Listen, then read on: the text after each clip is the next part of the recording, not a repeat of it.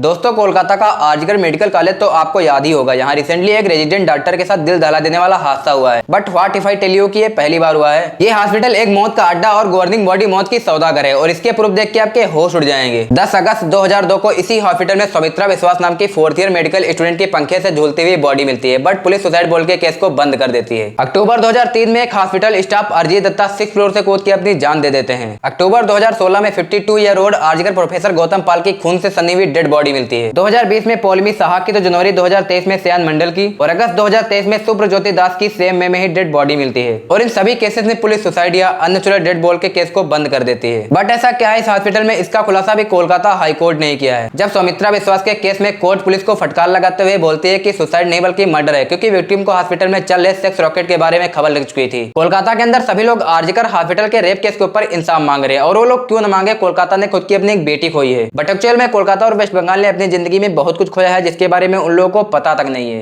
अंग्रेजों के राज के अंदर कोलकाता को इंडिया के कैपिटल बना रखा था, बट आज के डेट में गुंडा राज और खराब पॉलिटिक्स की वजह से उन्होंने अपनी सारी की सारी प्रेजेंस खो दी है। और अगर तुम लोग आज के डेट में वेस्ट बंगाल को सबसे आलसी स्टेट बोलोगे तो इसमें कुछ भी गलत नहीं है। बंगाल के अंदर इंडिया के one of the worst political game चल रही है। बंगाल के लोग वोट डाल के किसी को सीएम नहीं बनाते, भगवान बनाते हैं, क्योंकि एक सीएम ने वहां पर 23 साल तक रूल किया है और अभी करंट सीएम पिछले 13 साल से रूल कर रही है और आगे कब तक करेंगे किसी को नहीं पता। ये आउटरीच की वजह से कोलकाता का गंदा सिस्टम और गंदी पॉलिटिक्स हमारे सामने आई है। बट अगर ग्राउंड रियलिटी देखे तो वेस्ट बंगाल हर साल चल रहा है और इसकी नॉलेज इनके खुद के लोगों को भी नहीं है, क्योंकि यहाँ पर जितनी भी पॉलिटिकल पार्टीज आई हैं सबने एक के करके बंगाल की इकोनॉमी का भट्ठा बिठाया है। तुम्हें सुनने में थोड़ा अजीब लगेगा, बट बंगाल यार अंग्रेजों के राज में ही सही था, क्योंकि जब से इनको आजादी मिली तब से इनकी कंडीशन इतनी खराब हुई है। इंडिया के अंदर लगभग 4 लाख भिखारी, जिसमें से 1 लाख भिखारी वेस्ट बंगाल में रहते हैं और आज की डेट में इनकी 75% पॉपुलेशन गाँव में रहती है। वेस्ट बंगाल से उनके पैसे, उनकी कैपेबिलिटी, उनके नाम, तीनों चीजें उनसे छीन ली गई है। इंडिया की पहली अंडरग्राउंड मेट्रो कोलकाता के अंदर आई थी, सबसे पहला ट्रांस सिस्टम भी कोलकाता के अंदर आया था। बट आज के डेट में वेस्ट बंगाल की ग्राउंड रियलिटी यह है कि वहां की सरकार ने इनको इस हद तक खोखला कर दिया है कि ह्यूमन डेवलपमेंट इंडेक्स के अंदर वेस्ट बंगाल 28 में से 27वें नंबर पे आता है। इनसे बुरा सिर्फ एक और स्टेट है और वो है बिहार। आज की डेट में इनको बिहार से कंपेयर किया जा रहा है, और कहां पे कोलकाता पहले इंडिया की कैपिटल थी। और जिन लोगों को नहीं पता कि ह्यूमन डेवलपमेंट इंडेक्स क्या होता है, उन लोगों के लिए बता देता हूं। कुछ पैरामीटर के ऊपर स्टेट का कंपैरिजन किया जाता है कि कौन सा स्टेट अच्छा परफॉर्म कर रहा है, कौन सा स्टेट बुरा परफॉर्म कर रहा है। ये निकालने के लिए 3 चीजों की एवरेज ली जाती है। पहला एजुकेशन, दूसरा पर कैपिटा इनकम और तीसरा हेल्थ। विकिपीडिया के अकॉर्डिंग बंगाल का पर कैपिटा इनकम 1,40,000 रुपए है, और अगर ये नंबर कंपेयर करने के लिए तुम लोगों को गोवा का बता दो तो 5,32,000 रुपए है। दिल्ली जो आज की डेट में इंडिया की कैपिटल है, जो कभी कोलकाता हुआ करती थी, उसका पर कैपिटा इनकम 4,30,000 रुपए है। और इस पूरी वीडियो को बेटर तरीके से समझने के लिए आपको अपने स्टेट को एज ए कंपनी इमेजिन करना होगा, क्योंकि आपके स्टेट के अंदर कोई भी गवर्नमेंट हो, एट दिन चला तो धंधा ही रही है ना। वो चाहती है कि आप बिजनेस करो और उसके बदले उनको टैक्स मिलेगा। आपकी सरकार आपको बोलती है मैन्युफैक्चरिंग करो और उसके बाद उसका सामान ले जाके बाहर बेचते हैं। आपकी सरकार आपको बोलती है खेती करो और उसके बाद उस खेती को खरीद के आगे सेल करती है। और इस चीज का ध्यान रखते हैं कि एजुकेशन, हेल्थ केयर, इलेक्ट्रिसिटी और per capita income equally distribute हो पाए, जो हर स्टेट के अलग अलग प्लान और उनके एक्शन पर डिपेंड करती है। एट द एंड सरकार के अंदर बैठे हुए लोग हमारे स्टेट या फिर कंट्री को एज अ बिजनेस रन नहीं कर रहे होते हैं। और अगर तुम लोग ये बेसिक सी बात को समझ चुके हो तो तुम्हें आगे की वीडियो समझने में काफी ज्यादा इजी होगा।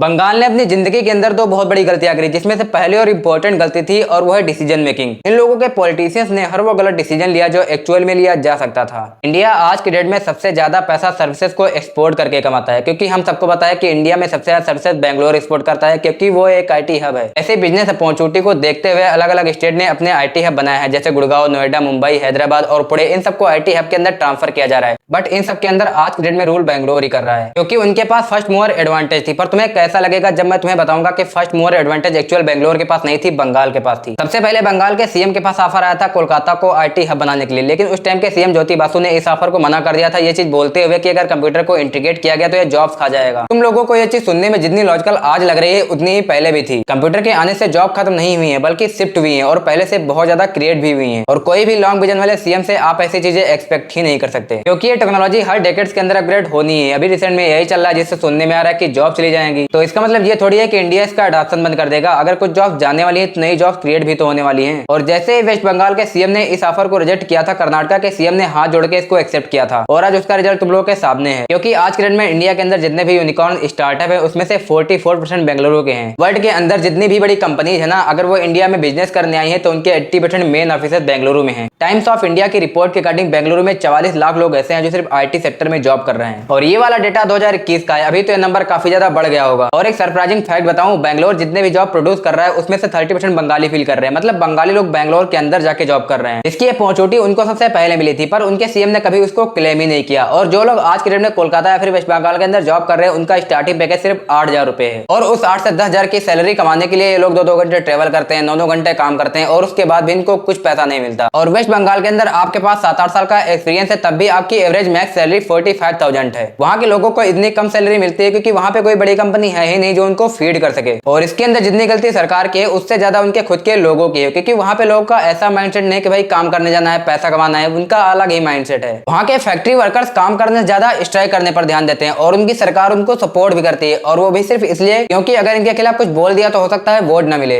As an government, as an leader आपका ये फर्ज बनता है कि आपके स्टेट के जो भी लोग हैं अगर वो कुछ गलत कर रहे हैं तो आप जाके उनको रोको और उनको समझाओ। मैक्सिमम लोग यूपी के अंदर रेल की पटरियों पर जाकर रखते थे, तो इसका मतलब ये थोड़ी कि यूपी सरकार ने उनकी बातों में हाँ मिलाकर उनके लिए स्पेशल पटरियां बनवा दी कि भैया ये नई पटरियां हैं, इन पे जाके हगो, इन पे ट्रेन नहीं आएगी। उन्होंने टॉयलेट इंट्रोड्यूस करवाए है ना। अभी वो इंट्रोड्यूस कराते टाइम आपको शर्म आए, आपको बुरा लगे, आपकी ईगो टिगर होती रहे कि कहाँ पे हगना है, आपको बताया गया है। पर बंगाल की गवर्नमेंट मैक्सिमम टाइम उनकी हाँ में हाँ मिलाती रहती है और फ्रीबीज बांटने के अंदर ज्यादा ध्यान देती है, जिससे ज्यादा वोटर्स के। इससे वो एरिया बिजनेसमैन के लिए सेफ रहा ही नहीं था, क्योंकि एक अकेला बिजनेसमैन कोई धंधा थोड़ी बना सकता है। उसको ऐसे लोग चाहिए होते हैं जो एक्चुअल में काम करना चाहते हैं, स्किल्ड और काम कर भी रहे हैं। बट वहाँ के लोगों ने बिजनेसमैन के साथ बदतमीजियां करना शुरू कर दी थी। एक बार उन्होंने आदित्य बिरला सर की गाड़ी को रोक लिया और उनको बाहर निकाला और सिर्फ उनका मजाक बनाने के लिए, उनको नीचा दिखाने के लिए उनके सारे कपड़े फाड़ दिए और उनको अंडरगारमेंट के अंदर पैदल अपने घर जाने के लिए बोला। और उसके अगले ही दिन आदित्य बिरला सर ने एक फ्लाइट पकड़ी और मुंबई चले गए और अपने सारे के सारे बिजनेस को बेंगलोर से निकाल के दूसरे स्टेट में मूव कर दिया। उनका वर्क एनवायरमेंट इतना खराब हो चुका था ना, ये लोग इतने आलसी बन चुके थे कि भैया दोपहर के 2 बजे ही सो जाते हैं। 1940 के अंदर कोलकाता इंडिया के अंदर सबसे ज्यादा जॉब क्रिएट कर रहा था और उसके 30 सालों में वहाँ की मैक्सिमम फैक्ट्रीज बंद हो गई थी। सिर्फ 30 सालों में 56,000 फैक्ट्रीज को वेस्ट बंगाल से मूव करके अदर स्टेट में ले गए थे। हालत इतनी खराब हो चुकी थी कि वहाँ पे अनएम्प्लॉयमेंट भुखमरी पीक पे पहुंच चुकी थी। और इन सारी चीजों को देखते हुए वहाँ के सीएम ने वेस्ट बंगाल के अंदर बिजनेस लाने की कोशिश तो डेफिनेटली की थी, बट उनके खराब ट्रैक रिकॉर्ड को देखते हुए वहाँ पे कोई बिजनेस करना ही नहीं चाहता था। सबको यही लगता था कि यहाँ पे पैसा लगा दिया तो पैसा मर जाएगा। स्टिल 2006 के अंदर रतन टाटा सर ने वहाँ पे नैनो का प्लांट लगाने को सोचा और सिर्फ 2 सालों के अंदर पूरे देश को सबसे सस्ती गाड़ी बेचने का प्लान बनाया। इसके लिए उन्होंने कोलकाता गवर्नमेंट से टाई अप भी कर लिया था। फैक्ट्री बनाने के लिए 1000 एकड़ की जमीन भी खरीद ली थी और उन लोगों को प्रॉमिस भी कर दिया था कि 1000 लोगों को जॉब देंगे जिन लोगों से उनकी जमीन को खरीदा गया है। इस प्रोजेक्ट के लिए टाटा कंपनी हजारों करोड़ों रुपए लगा रही थी, बट एक्चुअल में इस प्रोजेक्ट को कभी शुरू होने ही नहीं दिया गया क्योंकि ममता बनर्जी ने वहाँ पे हड़ताल कर दी थी। उस टाइम पे ममता बनर्जी अपोजिशन के अंदर थी और जिन भी लोगों ने अपनी प्रॉपर्टी बेच दी थी उन लोगों को जाके भड़काया गया कि भाई तुम लोगों ने सस्ते में बेच दी। अभी वो प्रॉपर्टी सस्ते में बिक रही थी या फिर नहीं बिक रही थी इसकी मुझे कोई नॉलेज नहीं, बस मुझे इतना पता है कि नैनो आई थी प्लान लगाने, उसको प्लान लगाने नहीं दिया गया। वहाँ पे इतने स्ट्रॉन्ग राइट्स होने लग गए थे कि टाटा सर को अपनी खरीदी हुई जमीन छोड़ के भागना पड़ा था। और जब ये सारा इंसिडेंट हो रहा था उस टाइम पे हमारे मोदी जी गुजरात के सीएम थे।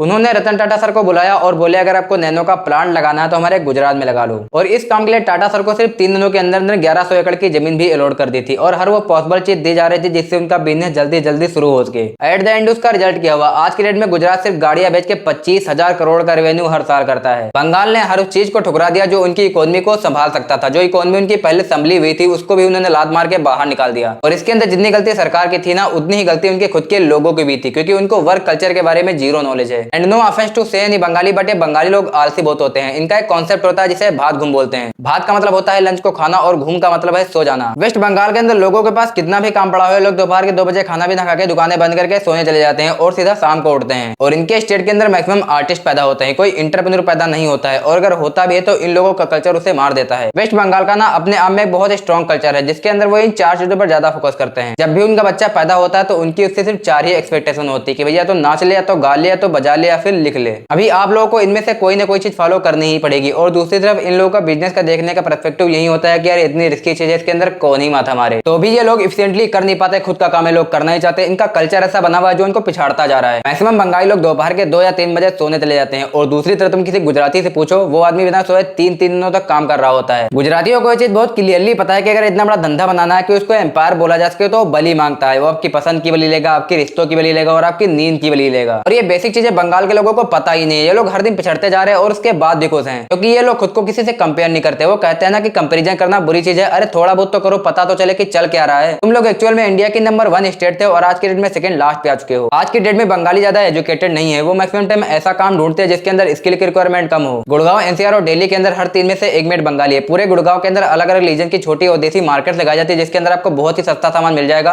और उस मार्केट का नाम होता है Bengali market. And I am very sorry to say you, but actual में इनकी ग्राउंड रियलिटी है कि दिल्ली के अंदर बंगाली वर्ड को एज एन स्लैंग यूज किया जाता है। और आज की डेट में बंगाल यहाँ से यहाँ आ चुका है और इसके अंदर सिर्फ और सिर्फ बंगालियों की गलती है। और ये वही बंगाल है जिसने इंडिया के अंदर सबसे ज्यादा रियल हीरो प्रोड्यूस करे हैं। राजा राम मोहन राय, सुभाष चंद्र बोस, रविन्द्रनाथ टैगोर, विवेकानंद और भी कितने सारे हीरोज है जो सिर्फ बंगाल ने प्रोड्यूस करे हैं। और इन्हीं सारे हीरोज ने अपना खून पसीना लगा के बंगाल को बनाया था और आज के डेट में बंगाली उस पूरी लेगेसी को खत्म कर रहे हैं। बंगालियों ने अपने सीखने पर बिल्कुल भी ध्यान नहीं दिया। आज के डेट में बंगाली जहां भी स्टैंड करते हैं उसके अंदर सिर्फ और सिर्फ बंगालियों की गलती, चाहे वहां का माइंडसेट देख लो, चाहे वहां का कल्चर देख लो, चाहे वहां की पॉलिटिक्स देख लो। आपका कल्चर बहुत प्यारा है, आपका खाना लिटरली बहुत ज्यादा टेस्टी है, आपकी लैंग्वेज वर्ल्ड की one of the sweetest language है, पर जो आपकी एडवांटेज है ये एक्चुअल में आपकी डिसएडवांटेज बन रही है, क्योंकि आप इन सब चीजों के आगे हटके कुछ कर ही नहीं पा रहे। और बंगाल डे बाय डे पिछड़ता जा रहा है क्योंकि वो लोग अपनी लर्निंग के ऊपर फोकस ही नहीं कर रहे हैं। वो लोग थर्ड ओपिनियन सुनना ही नहीं चाहते हैं। वो लोग अपने माइंडसेट और कल्चर में इतना ज्यादा पाउंडेड हो चुके हैं कि उनको सामने वाला बोलता हुआ चुपता है। बट अगर तुम लोग को ग्रो करना है तो तुम लोगों को ऐसा बिल्कुल भी नहीं करना। आपको दूसरे लोग के माइंडसेट देखने, उनकी बातें सुननी, उनका पॉइंट ऑफ व्यू जानना है और जितना हो सके उनसे सीखते रहना है, क्योंकि लाइफ के अंदर लर्निंग कभी भी खत्म नहीं होती।